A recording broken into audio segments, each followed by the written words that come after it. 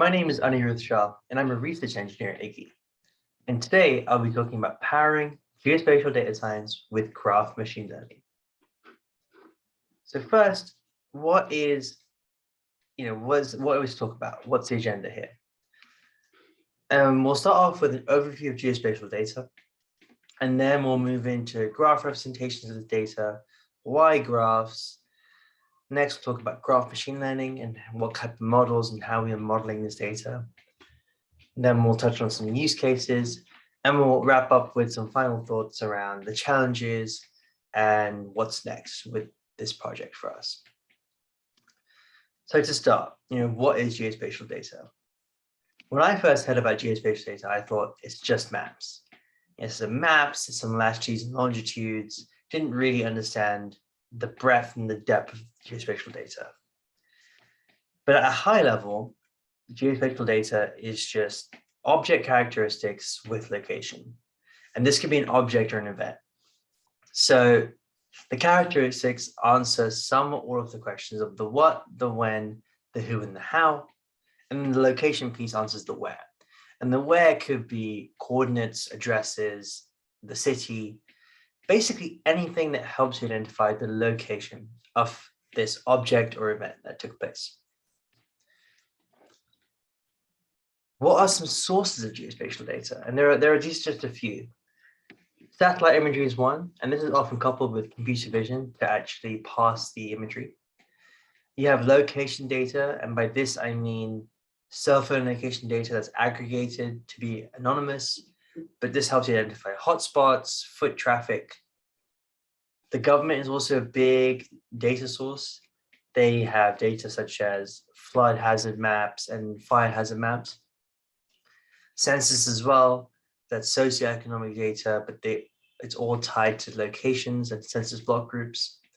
And then finally you have OpenStreetMap, which is a big source of geospatial data. It has road networks, it has points of interest, all open source and all kept up by a community of contributors. So let's give a couple of examples of geospatial data to really help clarify what I mean by this. So this first example, the what here is a coffee shop. The when is June 2nd, 2022. So that's when it opened, let's say. And then the who and the how are not applicable here. And this kind of goes back to what I was saying earlier, where only some of these questions in the characteristics needs to be answered for this to be a valid data source. And then finally, the location, the where, in this case, it's just New York, so we have the city. So maybe this isn't the most useful piece of geospatial data. We have a coffee shop opening on this day in New York, but it's still a valid piece of geospatial data. Another example, in this case, let's talk about an event. So the what here is someone enters a stadium. The when is March 22nd, 2022. The who in this case is Spike Lee, and the how is enters on foot. So we have Spike Lee entering a stadium on this day in March on foot.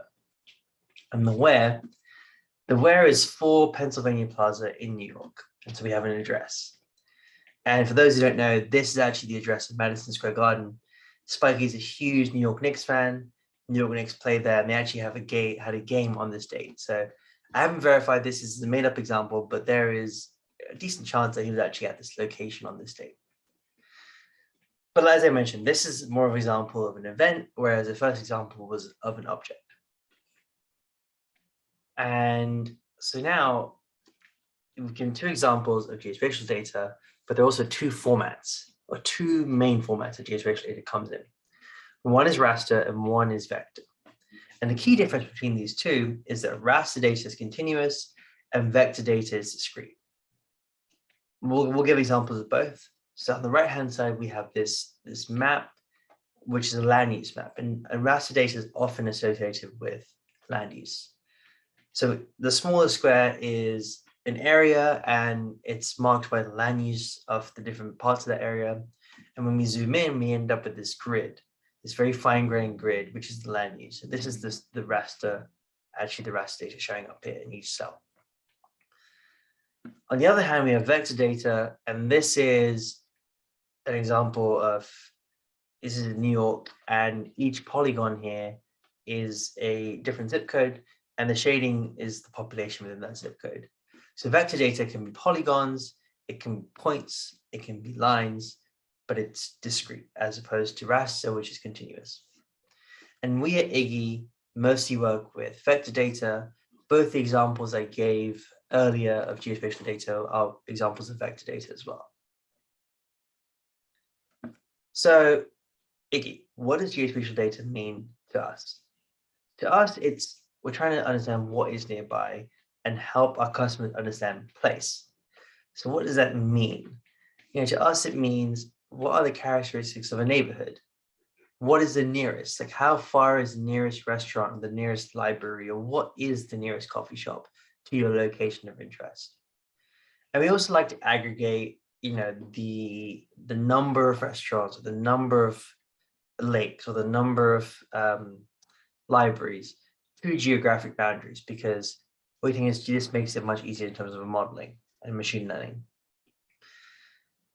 Previously, I mentioned lots of geospatial data sources, and that wasn't even all of them. We work with the smallest subset of those. We don't work with all those data sources. The types of data that we care about are, for example, points of interest data. These are bookstores, restaurants, coffee shops, water bodies, socioeconomic data. So this is coming from the census, and some more as well. But what really drives the type of data we care about is partly what interests us, but also what interests our customers. And I mentioned that we like to aggregate the data to boundaries. What does that mean? So to us, a boundary is a geographic area over which data is aggregated. And there are two broad groups of boundaries that we like to talk about. We have administrative boundaries. So those are zip codes and census block groups are two examples of those. And then we have these derived boundaries, boundaries that we calculate. And one example of that is isochrone 10-minute walk boundary. Now, what is this boundary? This boundary represents an area around a location that is accessible within 10 minutes walk. And that's taking into account things like the road network and are we crossing rivers? Are we going over highways? Typically, these type of derived boundaries are actually, as the crow flies, what is within like half a kilometer or 1 kilometer of a location. And that does not take into account some of the things I mentioned, like, are we crossing a river? Can we actually get to the edge of that 1 kilometer boundary in a reasonable time? And naturally, we as humans, we think about distance mostly in terms of the difficulty and the time. Is something 10 minutes walk away? Is something 10 minutes drive away? Is typically more important to us than is it a kilometer or is it 2 kilometers? And so that's why we believe that this isochrone 10-minute walk boundary and other similar boundaries are very powerful in machine learning and data science workflows, because it helps us model more like humans think. So that's an overview of geospatial data. Now let's talk about graphs. What are the types of graph representations? Why do we use graphs? And a question I often get asked when I discuss this project is, why do we need graphs? Why are graphs better? We've engineered this geospatial data into a tabular form. It's easy to store. Where do graphs help? And my answer to this question is threefold. And I think this applies in general to graphs, but also specifically to the graphs that we are building with geospatial data. And I like to call this the power of graphs. So the three things that I think are very important. Firstly, that graphs can represent entities and the relationships between them very well. So, for example, in a social network graph, the entities might be people, and the relationship might be, are they friends? In a drug and a disease graph, you might have one entity being a drug, another entity being a condition, and the relationship there is that drug treats that condition. So you can build these relationships into this type of data. The next part that I think where graphs really help is that they are flexible and they allow you to use multimodal data. Now, what do I mean by this? We'll use an example. So here we have a graph which is representing the event I described earlier with Spike Lee enters Madison Square Garden. And we have two data types in this graph. We have Spike Lee and the date, which are in string or text format. And then we also have an image which represents the actual stadium or the venue. And so graphs can elegantly handle these different data types, and that allows you to be very flexible in the type of data you incorporate into your graph.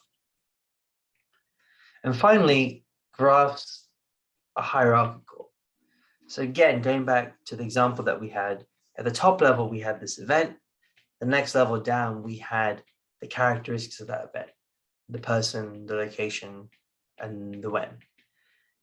But then we could also have another layer down and get some characteristics of the characteristics. So, for example, Spike Lee is a director, and the Madison Square Garden is a performance venue. So this hierarchical nature of graphs, again, adds to the flexibility of this data format. So that's why graphs, why are we interested in graphs? Next, how are we actually converting this geospatial data, and what does it look like in a graph form? So there's two representations I'll talk about that we've explored. The first one is just individual places. By places, I mean points of interest, water, parks, any sort of individual place that we have in our ingested data. And as you can see on the right with this example, each node is a different place. So we have CVS is one place, which is one node.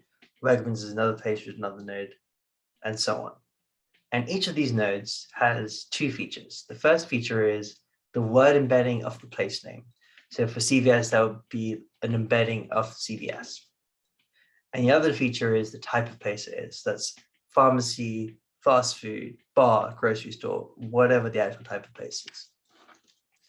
We also have edges and edge features between these different nodes. So the edge feature is the distance between each pair of places in kilometers. So as you can see, for example, we have the distance between Wegmans and City Tap House is 0.2 kilometers, which is an edge feature on the edge between those two nodes. And what we've done is we've limited the edges to only be between nodes that are within 1 kilometer of each other. And there's two reasons for that. Firstly, the limit is because just to limit the scale of the data, not to have edges between every single pair of nodes in our graph. And secondly, the reason why we chose this 1 kilometer radius and not, for example, zip code. With the zip code, you would only have edges between places that were within the zip code. So you would almost have this very clustered graph. And that kind of comes to the second representation. Whereas with this overlapping radius, you will have overlap. So for example, Wegmans and CVS are more than 1 kilometer apart, so there's no edge there. But City Tap House is within 1 kilometer of both Wegmans and on the other side, CVS.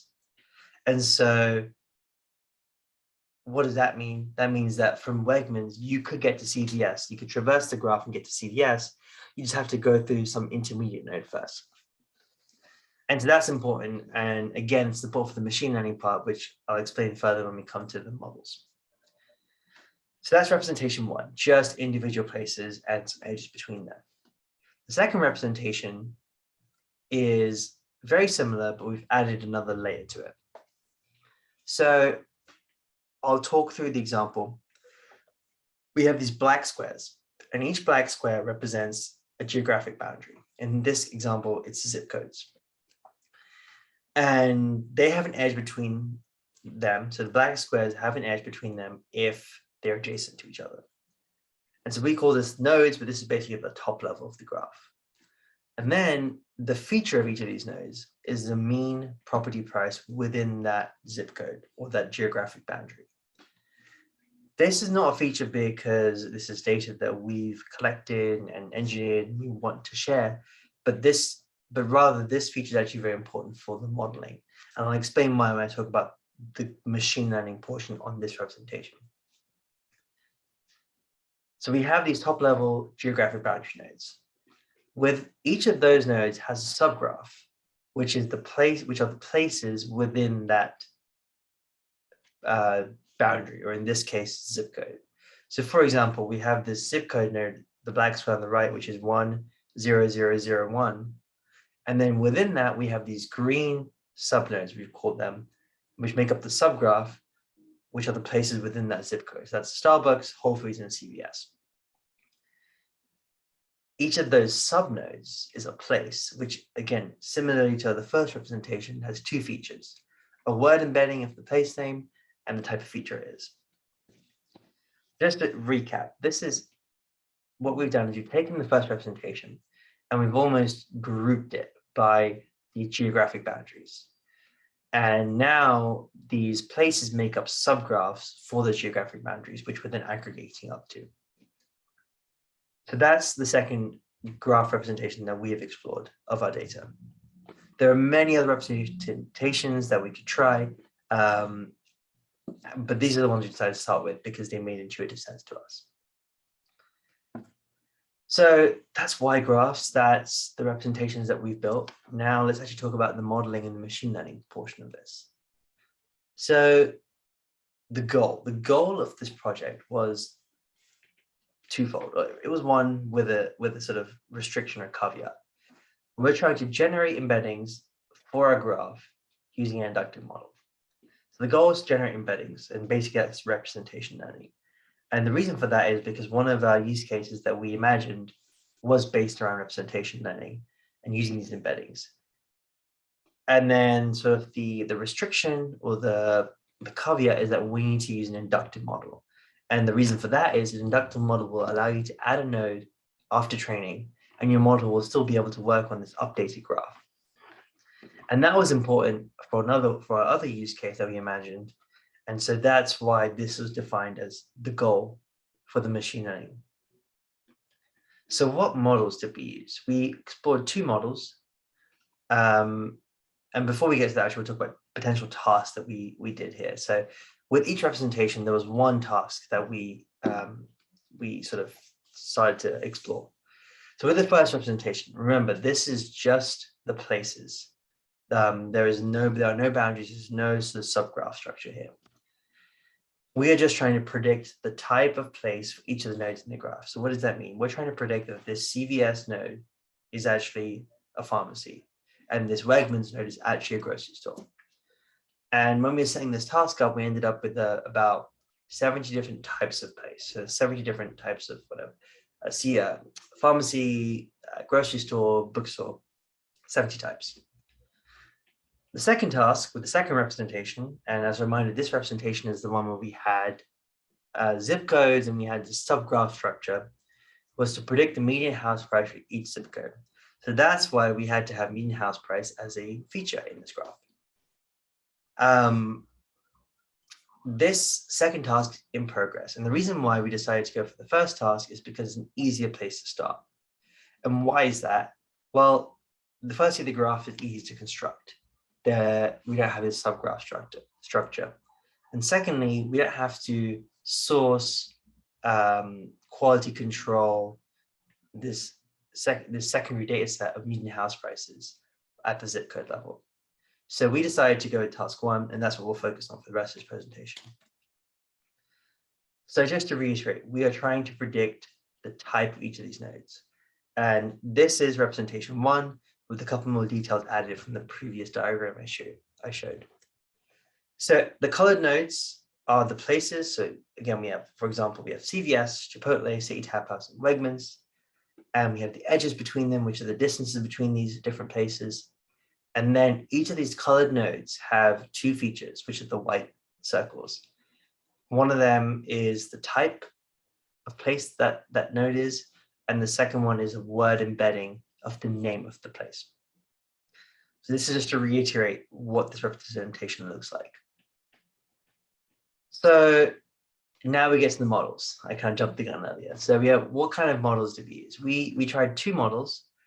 They're both effective, and they're relatively simple in that they were both developed and released as research in about 5 years ago.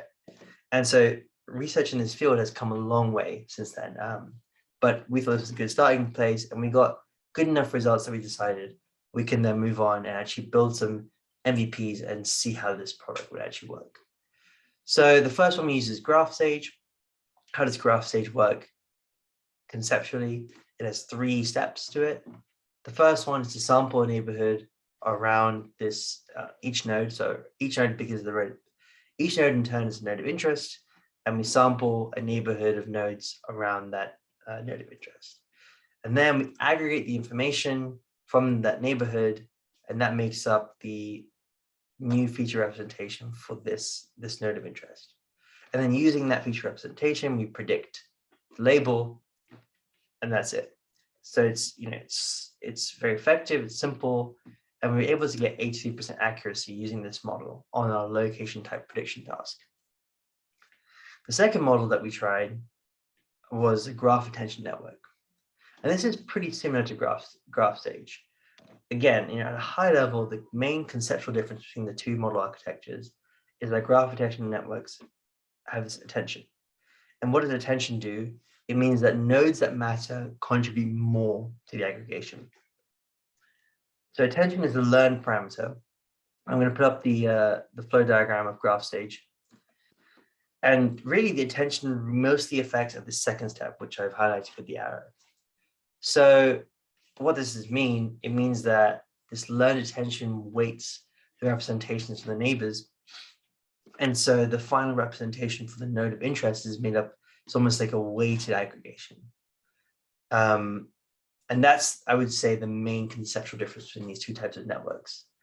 And with this one, we got an 86% accuracy. So we saw a small bump in our performance with this network. So that's the machine learning part done. Now, what are we actually trying to build? Like, what are we using these models for? I think it would help to give some context on what we are doing at Iggy, what our product is, and I think that will give context to the two use cases that I highlighted in this section.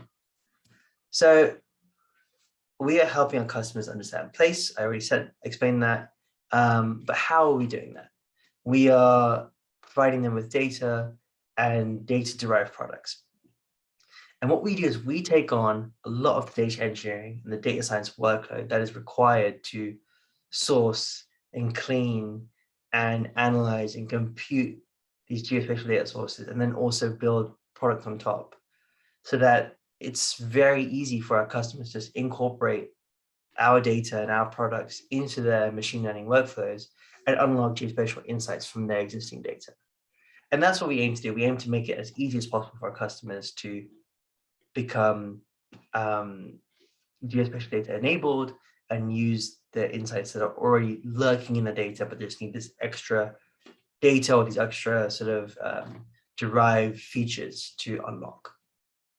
So that's what we're doing. And I think these are the two use cases that we had in mind for the graph work and that we're exploring. The first one is neighborhood recommendation. So to paint the picture here, imagine you are moving from a city to another city. You don't know the new city very well. You're moving for work, and the people who live there, let's say the realtor you're working with, doesn't know your current home very well because they haven't lived there. And so, how do you figure out where you should live, which area you should live in?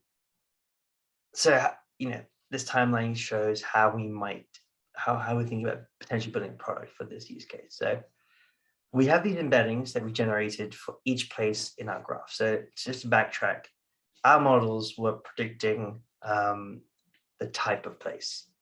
If we chop off the final layer of the models, we end up with some embeddings. So then for every single node, every single place in our graph, we can generate embeddings. And I call this a neighborhood recommendation use case, but you could call it almost like a zip code recommendation use case where we're trying to recommend 2 or 3 zip codes to the end user. And what we do is we generate these embeddings. We then average pools and embeddings at every place through the boundary. So to explain this further, let's say you live in a current zip code. We take all the places in that zip code, get the embeddings for those places, and then average pool those embeddings into one embedding for that zip code. So that's what we start with. We do this with the final destination, so whatever city that is. Then we apply some adjustment for user preferences. So maybe you wanted somewhere that's less bars, more parks, for example. And then we compare the starting and the finish embeddings, and based from that, we can then recommend you a neighborhood, a zip code, or a few. So that's, again, conceptually how we're thinking about this neighborhood recommendation product. And this is why we actually want to generate embeddings. This is why the goal is to generate embeddings. The second use case is actually an internal use case, and this is quality control. So we ingest several data sets, tens to hundreds of data sets. And obviously the quality of those data sets is of paramount importance to us. We need to have high quality data to be able to build good products and assist our customers the best we can. And so how do we validate the labels coming in as ingested data sets? I'll give you an example of an issue we have actually had where in some of our ingested data, places that had the word lucky in their name were often mislabeled as casinos or gambling establishments, whereas in fact they were actually bars or restaurants or something else. So how can we build a model to check this for us on every ingest? And one way we might do this is we might use the inductive property of the models we've been using and add on ingest, add each of these new nodes to our graph and try and predict what is the type of this node given our graph. And then does the predicted type from our model match up with the ingested label? In the case that I've shown here, we have this new place, the lucky dog, this node coming in, and the label is actually casino, as you can see in this graph. But our model is predicted it to be a bar, so we have a discrepancy there. And then there's two then follow-on paths here. The first one is we could flag for human review, right? You have this casino that's been flagged, this lucky dog's been flagged. We could flag it for human review. Someone on our team can go and check it and say, actually, no, the lucky dog is actually a bar, which is the correct answer here. Or, as we get more confident in these models and we improve the accuracy and the reliability, maybe the vision here is that we actually just deploy this model into our ingestion pipeline. So there's no human required, and it automatically updates the label for these nodes, these places that it's identified as mislabeled. So anyway, that's the second use case, helping with quality control, helping us to ensure we have really high quality data in our own pipelines. So the challenges, what are the challenges of this project? These two challenges, I think, are sort of widespread across machine learning projects, but I'd like to highlight them anyway. Data preparation and scale. As I mentioned, we had big data, lots of edges, lots of nodes, and we also had to do this calculation of distance between nodes for the edges. So there was a lot of work done here in terms of just the scale of the data engineering and the data processing here. The second challenge is the computational efficiency, or we could almost call it like a trade-off between having lots of data to feed your model, having complex models, but also not spending too much on compute, not spending too much time, able to do inference quickly as well. So again, that trade-off was very front and center for us, especially because this is just to build an MVP. And then finally, evaluation. This is not to evaluate the actual models, but more so, how do we evaluate the end product? And the big question here that we've been grappling with is, how do we evaluate this neighborhood recommendation product? There are data sets out there that tell you, this type of person should move from here to here. So there's no way for us to do sort of this straightforward analysis and evaluation. So that's something we've thought long and hard about, and we continue to work on it because, as evaluating the products and the effectiveness of the products is very important. Okay, so our tech, what kind of tech do we use for this project? So 3 buckets here. First one on the left is data. We're a Google Cloud shop, so we store our data in BigQuery. Most of it is in BigQuery. And the reason for that is because BigQuery has very good geographic functionality. And we can do a lot of the processing, a lot of the analysis, a lot of the spatial joins straight in BigQuery. Second service we use here was Vertex AI, and specifically we use their Jupyter notebooks with compute. This is for prototyping the models. And then finally, we use Compute Engine, and this is, span up some VMs to do some of the data processing for us. So that's data on the Google Cloud side. On the machine learning side, mostly PyTorch based, PyTorch and PyTorch Lightning for the training and testing and validation, and then specifically for the graphs, the models and the sampling of the graphs and the handling of the graph representation.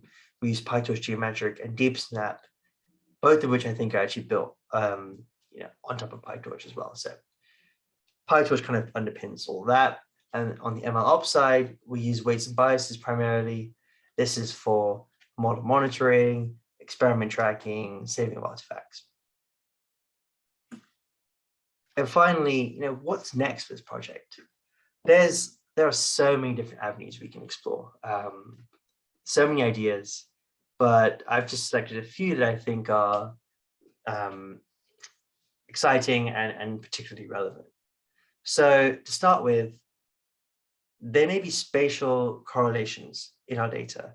To give an example, maybe there's lots of restaurants in one area because it's a downtown area with restaurants and bars, for example. That's a very basic example, but there's a lot of spatial analysis that we can do to uncover correlations and other relationships. And how do we account for this? We can incorporate this into our modeling. This can also be incorporated into how we split our graph into train, validation, and test sets as well. So there's some analysis there that we can do that can then inform us in how we can move forward in a different way with the modeling. Secondly, adding more data and more features. And I mentioned that graphs are multimodal. It's a big pro of graphs. Can we add reviews of some businesses that we have in our graph? Can we add images? Do we want to use satellite imagery? There's again, lots of avenues to explore here, but more data in general leads to better modeling. And so hopefully we can add some more data features here. As I mentioned, the two model architectures we used were relatively old, still very effective, but the pace of research in graphs machine learning is just exploded. And so I'd love to try some more state-of-the-art modeling techniques. And whether that's model architectures, training regimes, loss functions, again, a lot to explore here. And finally, this is not related so much to the graph machine learning side, but can we build a queryable knowledge graph of geospatial data or geography? And the reason for that is, that unlocks a lot of products down the line for us that, we are, again, exploring. But can we build this scalable, well-managed knowledge graph? And yeah, I'll leave it there. Thank you all so much for your time and for listening. Please feel free to reach out to me on LinkedIn or by email if you have any questions, comments, or want to discuss further. I'd love to chat to as many of you as possible. Thank you.